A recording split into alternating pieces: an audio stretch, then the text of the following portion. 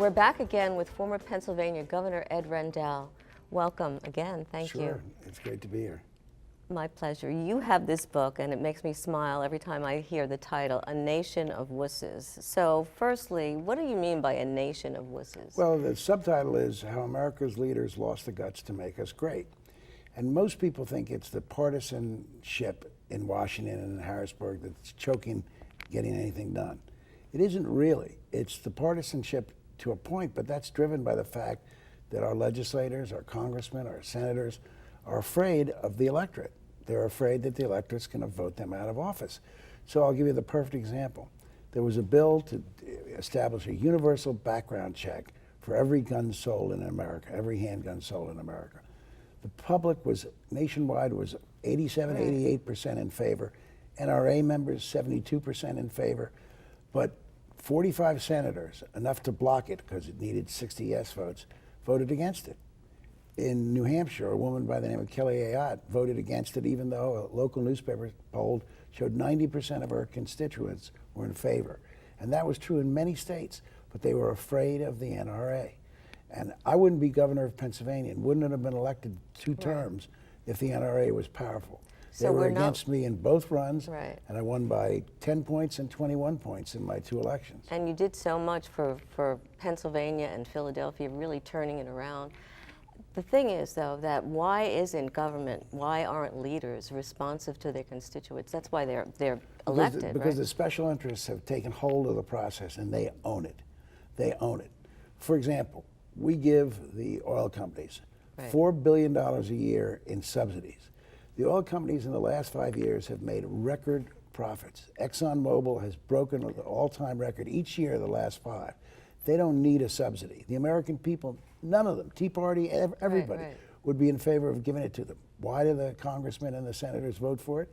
Because the lobbyists who give them money for their campaign are all hired by the oil companies to make sure that the subsidy stays in place. And right Special interests run this country, run this state, and it's a shame. I think it's getting worse, too, as we go on. It's not getting better. You're absolutely right. So what makes for good leadership? Well, a good leader has to have a vision, has to be able to communicate that vision to the American people or the people of Pennsylvania if it's statewide. Ronald Reagan had a vision. He wanted to enact a conservative agenda.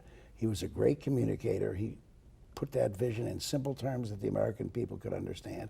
And then he has to have the courage to stick with it, to not let temporary setbacks cause them to retreat or forget about things that are important. And also not pay attention to all the other voices that are fueling him or her financially. And then as well, to reach out to the other side, not to necessarily capitulate to the other side, but reach out to the other side and say, okay, here's what I want. Now, what do you need to help me get what I want? And if what they need is reasonable, do it. Do it. That's how government makes works. sense, right. Compromise is not only not a dirty word in politics, it's how politics has always worked since those men, it was only men at the time, met at Independence Hall to flesh out the first government for the United States of America. So it's also responsible. Absolutely. You actually you said you're having a meeting about the Democratic National Party, and Philadelphia put in a bid for it to be placed there. What are our chances? Well, I think our chances are good. We had a great convention in 2000 for the Republicans. That was viewed by the people who attended it and the media as the best convention in a long time. So that'll hold us in good stead. We've got the strong support of Mayor Nutter. He's on board. The elected officials of the region are on board. The business community is on board. And you know, I want to dispel one notion. There are some people who say, well, the Pope is coming in 2015, and we're going to spend a lot of money and a lot of resources getting ready for that visit. So we really can't do the convention in 2016. But that's the old-time Philadelphia thinking. We can do anything we want. We're a big city. We're a major league city.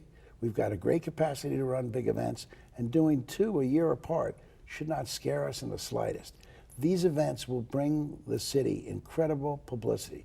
And revenue. And revenue. Publicity, though, because every delegation, the Oregon delegation, the Iowa delegation, they bring their local TV stations with them, and there's not a lot of news, so they do features about the host city.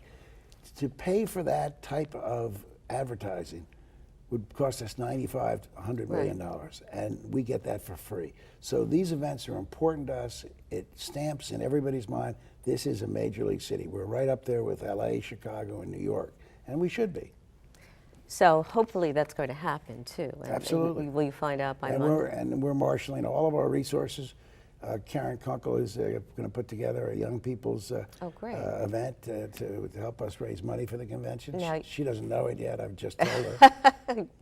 You also have been a mentor, not just to Karen Kunkel, but to so many other people. You teach at the University of Pennsylvania about leadership. Tell us a little bit about that. Well, I teach about executive leadership and what you have to do to be a strong leader and move the issues that you care about along.